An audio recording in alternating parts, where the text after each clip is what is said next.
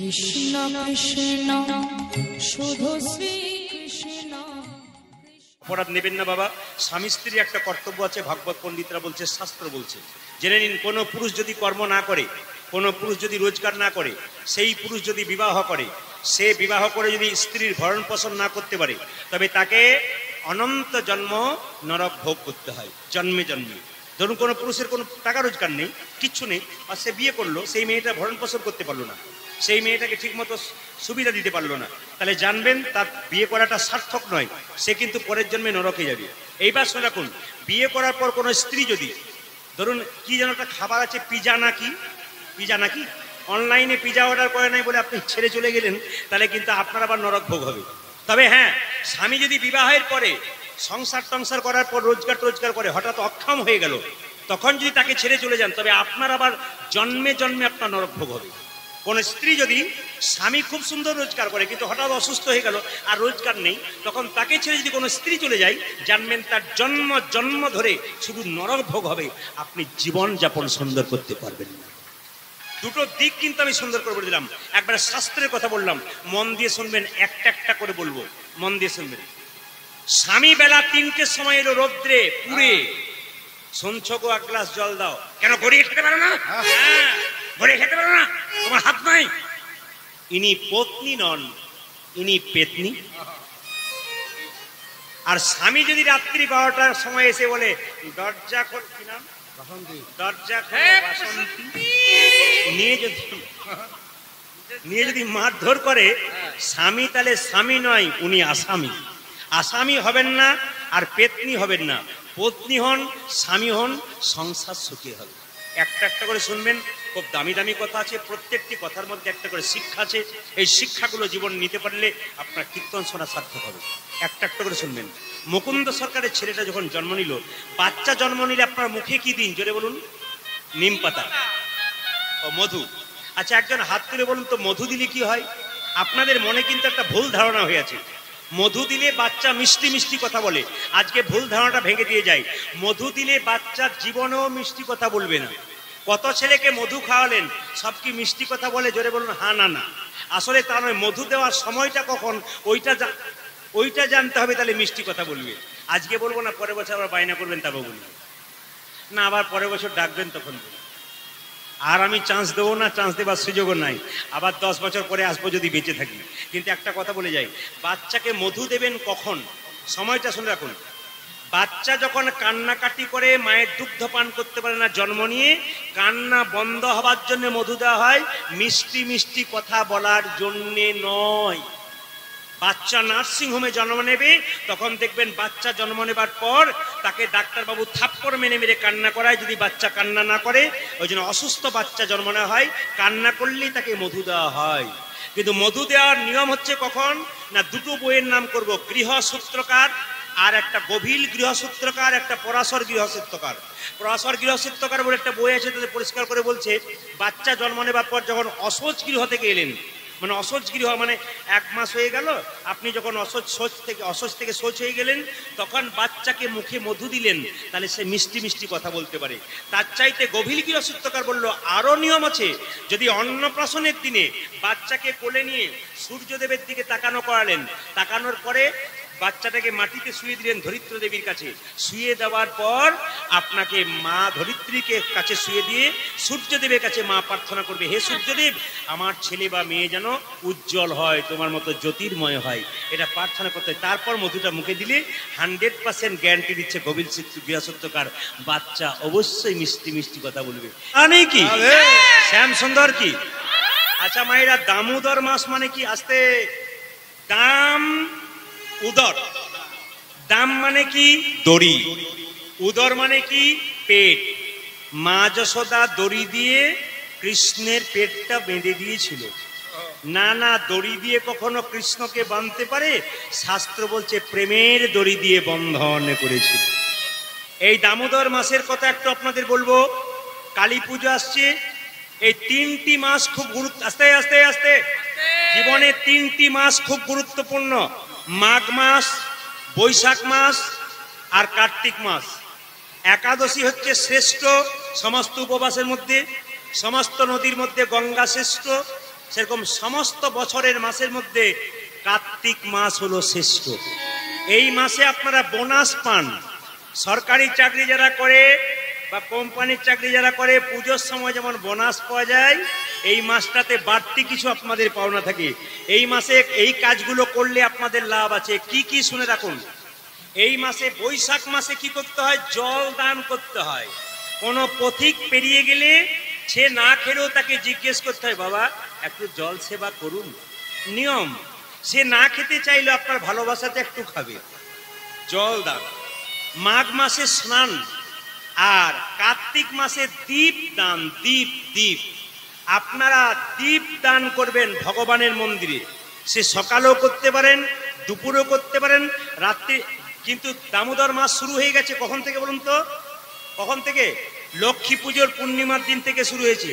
আগামী রাস পূর্ণিমাতে শেষ হবে। কিন্তু আস্তে এইদিকে তাকাবেন। এই যে দীপ দান, এই যে আমাদের দুর্গা কালী পুজোর সময় দেখবেন দীপ দান হয়, এর আরেক নাম দীপান্বিতা। এর আরেক নাম দেখবেন কি, যেটাকে বলা হয়, কি বলা হয় কালী পুজোর সময়? কি দেওয়ালি বলা হয় না? আর দীপাবলি, দেওয়ালিও বলা হয়। দীপাবলি বলা হয়, দেওয়ালি বলা হয়। এটা শুধু এই সময় নয়, এটা আরেকটা যুগে ছিল, ত্রেতা যুগে। রামচন্দ্র এবং সীতা 14 বছরের জন্য বনবাসে গেল, রাবণকে হত্যা করলো, রাক্ষসগুলোকে হত্যা করলো। যখন ফিরে এলো সমস্ত অযোধ্যাবাসী, সমস্ত অযোধ্যার মানুষ গোটা অযোধ্যাটাকে একবারে আলোয় আলোয় সজ্জিত করেছিল। সেই দিনও দীপাবলি হয়েছিল। আবার যদি দাপরে যান সেখানেও দীপাবলি পাবেন। কারণ বলুন তো, পঞ্চপাণ্ডব যখন দ্রৌপদীকে নিয়ে কোথায় গিয়েছিল?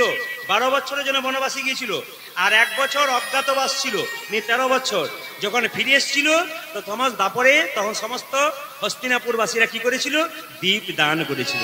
ওই জন্য আপনাদের কাছে নিবেদন রইল, এই প্রত্যেকটা দিন দাদা ভাইরা, বাচ্চা ছেলেরা যারা এসছো তাদের সাথে নিবেদন রইল, সন্ধ্যাবেলায় সমস্ত কাজ সেরে একটু প্রদীপ জ্বালিয়ে গোবিন্দের মন্দিরে দাও। দীপ দান করলে লাভ হয়। বাড়তি সুযোগ কিন্তু এই সময় পাওয়া যায়। তা ছোট্ট ছেলে যখন রঘুনন্দন জন্ম নিল, বাবা এই গানটা গাইতে লাগলো। লক্ষ্য করুন, এক সময় সে যখন বড় হয়ে গেল, তখন তার বাবা বলল, এইদিকে আয়, কৃষ্ণ কথা শোন, হরি কথা শোন। বাচ্চা ছেলেটার বাবা কি করছে না? নাড়ু খাওয়াচ্ছে। সবাই দর্শন করুন। নাড়ু খাওয়াচ্ছে, মাথায় কাপড়টা নিন, সবাই দর্শন করুন কিভাবে গাইছে দেখুন। সবাই মিলে দর্শন করুন। বাতাসার থালাটা দিন, সবাই মিলে দর্শন করবেন এই জায়গাটি। মুকুন্দ সরকারের ছেলে বড় হলো, সে গাইছে মামা। বাতাসা কিন্তু প্রচুর রাখা আছে, আপনারা সবাই পাবেন। একটা ছেলে নারদমুনি রাস্তা দিয়ে পেরিয়ে যাচ্ছে, একটা ছেলে তেঁতুল গাছের নিচে ধ্যান করছে, 18 বছর বয়স। নারদকে জিজ্ঞেস করছে, আচ্ছা মণিবর, তুমি তো বৈকুণ্ঠ থেকে এলে? বলে হ্যাঁ। এখন কোথায় যাবে? আমি বৈকুণ্ঠেই চললাম। তা ভগবানকে জিজ্ঞেস করো যে তোমার একটা ভক্ত, তার 18 বছর বয়স, সে তেঁতুল গাছের নিচে ধ্যান করছে, কত বছর পর তোমাকে পাবে? নারদ মুনি গিয়ে বলল, প্রভু, বলে কি, তোমার একজন ভক্ত 18 বছর বয়স, তেঁতুল গাছের নিচে বসে আছে, ধ্যান করছে, কত বছর পর তোমাকে পাবে? ভগবান বলল, তেঁতুল গাছে যত পাতা আছে ততবার পৃথিবীতে ওকে আপ ডাউন করতে হবে, তারপরও বলবে। তার মানে বুঝতে পারছেন, তেঁতুল গাছে যত পাতা আছে ততবার পৃথিবীতে ওকে আসা যাওয়া করতে হবে, তবে ও আমার কৃপা পাবে। এখন নারদ মুনি এসে বলছে, এই যে খোকা, এ ভগবানের কাছে গিয়েছিলাম, কি বললো? বলো তেঁতুল গাছে যত পাতা আছে ততবার তোমাকে পৃথিবীতে আসা যাওয়া করতে হবে, তারপর তুমি পাবে। তখন ছেলে বললো, তারপর আমি পাবো তো, তারপর পাবো তো। ভগবান এসে তার সামনে দাঁড়িয়ে আছে। নারদ বলল, প্রভু, তোমার তখন আসার কথা ছিল না? বলছে, আমি যে না এসে থাকতে পারলাম না, ওর ধৈর্য আর বিশ্বাস আমাকে এখানে টেনে এনেছে। এ জগতে যার ধৈর্য আছে আর বিশ্বাস আছে, ভগবানকে তার ডাকতে হয় না, ভগবান আপনি তার নিজের সামনে এসে দাঁড়াই। ধৈর্য যদি থাকে কারো বাবা, আর বিশ্বাস যদি থাকে, ভগবান আসবেই। মুকুন্দ সরকার যখন মাথা নিচু করে আছে যে তাকে 100 জন্ম কৃপা করবে না, কাঁদছে। ভক্ত যদি নয়নে জলে ভাসে, ভগবান সইতে পারেন। সংসারের জন্য কাঁদো, কিন্তু সংসারের জন্য কেঁদো না, ভগবানের জন্য কেঁদো। ছেলের জন্য কাঁদবে, মেয়ের জন্য কাঁদবে, শেষে ছেলে মেয়ে প্রশ্ন করবে, তুমি আমার জন্য করেছো কি? আপনি ভাববেন যার জন্য করে চুরি সে কিনা বলে চোর। তখন চোখ থেকে জল পড়বে, সেই জল চোখের কোণ দিয়ে পড়বে, সেই জল স্পর্শ করলে গরম লাগবে, সেই জল মুখের মধ্যে প্রবেশ করলে নোনা নোনা ভাব লাগবে। কিন্তু কেউ যদি নিরজনে বসে কৃষ্ণ কৃষ্ণ বললে কৃষ্ণ কৃষ্ণ বলে কাঁদে, এ জগতে যে গোবিন্দের জন্য একবার কাঁদিতে পেরেছি, কাঁদিতে পেরেছে, তার যে জীবনে কত আনন্দ সে ছাড়া কে অনুভব করতে, সে ছাড়া কেউ অনুভব করতে পারে না। মায়েরা ছেলের জন্য কাঁদেবে, মেয়ের জন্য কাঁদেবে, বারবার বারবার শুধু জ্বালা বাড়িবে। কিন্তু গোবিন্দের জন্য যদি কেউ একবার কাঁদিতে পারে, কাঁদিতে পারে, তবে তার জ্বালা জুড়িয়ে যাবে। কেঁদে কেঁদে এই কথা বলতে হবে, হে গোবিন্দ, যা কিছু আমার সকলই তোমার, আমারই কেবল তুমি গো। জীবনে মরণে জন্মে জন্মে প্রাণনাথ প্রাণনাথ হইও তুমি গো। এইভাবে কেউ যদি কাঁদিতে পারে, ভগবান তার কান্না সইতে পারে। মুকুন্দ সরকার মাথা নিচু করে যখন কাঁদছে, মহাপ্রভু সইতে পারলো না, এসে বলছে, মুকুন্দ তুমি কাঁদছো প্রভু, তুমি আমার ভাইকে কৃপা করলে, আমাকে করলে না। মহাপ্রভু বুঝিয়ে দিল, শোনো মুকুন্দ, এ সংসারে যারা বড় ভাই হয়, যারা বড় বউ হয়, তাদের দায়িত্ব সব চাইতে বেশি থাকে। যারা কীর্তন শুনতে এসছেন মন দিয়ে শুনবেন, এগুলো মহাপ্রভুর বাণী। বলছে সংসারে যারা বড় ভাই বড় বউ হয়, তাদের দায়িত্ব সবচাইতে বেশি থাকে। কেন? একটা বনের মধ্যে বড় বড় গাছ যেমন ছোট ছোট গাছগুলোকে ঝড় ঝঞ্ঝা থেকে রক্ষা করে, একটা সংসারে বড় ভাই বড় বৌমা সংসারের সমস্ত দায়িত্ব কাঁধে নেয়। ওগো মুকুন্দ, তোমার ভাইকে আমার সঙ্গে রাখলাম, আর তোমাকে শ্রীখণ্ডে পাঠিয়ে দিলাম। তোমরা দুজন মিলে কীর্তন করতে এলে, বাড়ির সবাই না খেয়ে মরবে, আর কেউ হরিনাম করবে না। ওই যে তোমাকে শ্রীখণ্ডে পাঠিয়ে দিলাম, তোমার ভাইকে আমার সঙ্গে রাখলাম। তবে তোমার একটা কাজ আছে, তুমি শ্রীখণ্ডে ফিরে যাও, একটা গোপীনাথের মন্দির তৈরি করো, তোমার মাথায় হাত দিয়ে আশীর্বাদ করলাম, তুমি কাল থেকে যাকেই চিকিৎসা করবে তারই রোগ ভালো হয়ে যাবে। এর থেকে কি শিক্ষা পেলেন আপনারা? এর থেকে কি শিক্ষা পেলেন? যারা কীর্তন শুনতে এসছেন, যারা যে কর্ম করেন, আপনারা বসে আছেন, হঠাৎ মহাপ্রভুর কৃপা কিন্তু আপনাদের উপরে হবে, আপনি বুঝতেই পারবেন না কখন কৃপা হয়ে গেল। আপনার বিরাট উন্নতি আরম্ভ হয়ে গেল। কেন হয়ে গেল? এই যে আজকে হরিনামের ব্যাংকে জমা দিচ্ছে নিজেদেরকে, বসে আছেন, কৃপা কিন্তু হয়ে যাবে। ও মুকুন্দ, তুমি বাড়ি ফিরে যাও, একটা মন্দির তৈরি করো গোপীনাথের, আর জীবের দ্বারে হরিনাম দাও। ফিরে যাও, ফিরে যাও, ফিরে যাও, ফিরে যাও, শ্রীখণ্ডে ফিরে যাও, ফিরে যাও, ফিরে যাও, শ্রীখণ্ডে ফিরে যাও, আরে ফিরে যাও, ফিরে যাও, শ্রীখণ্ডে ফিরে যাও, ফিরে যাও, ফিরে যাও, শ্রীখণ্ডে ফিরে যাও, ফিরে যাও, ফিরে যাও, শ্রীখণ্ডে ফিরে যাও, ফিরে যাও, যাও, যাও, ফিরে যাও, ফিরে যাও।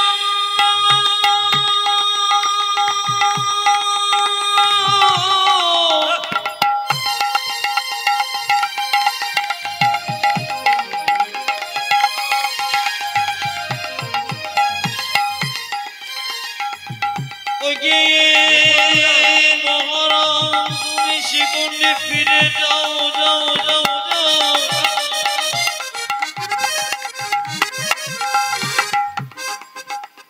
শ্রীখণ্ডে তুমি ফিরে যাও।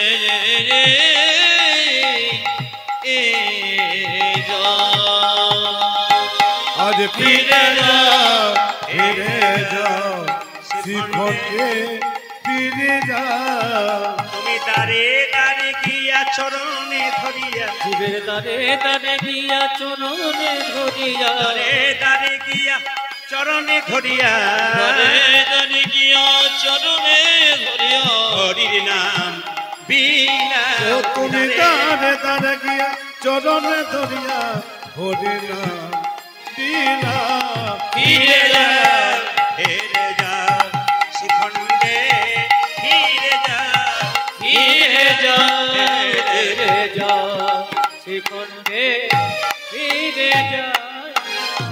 মহাপ্রভুর আজ্ঞা পাইয়া মুকুন্দ চলিলা, মুকুন্দ চলিলা। আমার মহাপ্রভুর আজ্ঞা পাইয়া মুকুন্দ চলিয়া, মুকুন্দ চলিয়া। মহাপ্রভুর আজ্ঞা পাইয়া মুকুন্দ চলিলা, মুকুন্দ চলিলা। ওই আমার মহাপ্রভু আজ্ঞা পাইয়া মুকুন্দ চলিলা, মুকুন্দ চলিলা। শ্রীখণ্ড গ্রামেতে আসি, আমি শ্রীকুণ্ড গ্রামেতে আসি, শ্রীখণ্ড গ্রামেতে আসি, আমি শ্রীকুণ্ড গ্রামেতে আসি। উপনীত হইলা, উপনীত হইলা। আজ শ্রীখণ্ড গ্রামেতে যাচ্ছি, উপনীত হইয়া, উপনীত হইয়া। বল বল হরি বল, বল বল হরি বল, বল বল হরি বল, বল বল। রাধা রানী কি, শ্যাম সুন্দর কি, মদন মোহন শুধু দর্শন করুন। মুকুন্দ সরকার গাইছে আর ছেলে দেখছে রঘুনন্দন। মামা অন্তর মন্দিরে, মন্দিরে একবার উলুদ ধরে দিদি। মামা অন্তর মন্দিরে জাগো জাগো, জগো মদন কৃষ্ণ গোপাল, গোপাল মদন কৃষ্ণ গোপাল। উলুদ ধরি। অন্তর মন্দিরে যাবো যাবো, মদন কৃষ্ণ গোপাল, গোপাল মদন কৃষ্ণ গোপাল। অন্তর মন্দিরে জাগো জাগো, মদন কৃষ্ণ গোপাল, গোপাল রে মদন কৃষ্ণ গোপাল। মন অন্তর মন্দিরে জাগো জাগো, মদন কৃষ্ণ গোপাল, গোপাল মদন কৃষ্ণ গোপাল। লয়ে রাধা বামে এসো ব্রজ ধামে, লয়ে রাধা এসো ব্রজ ধামে, এসো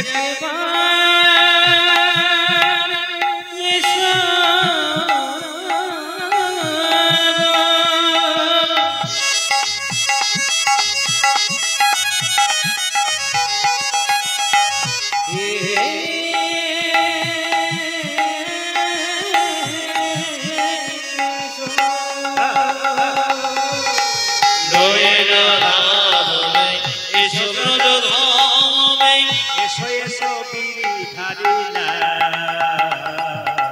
মদন কৃষ্ণ গোপাল।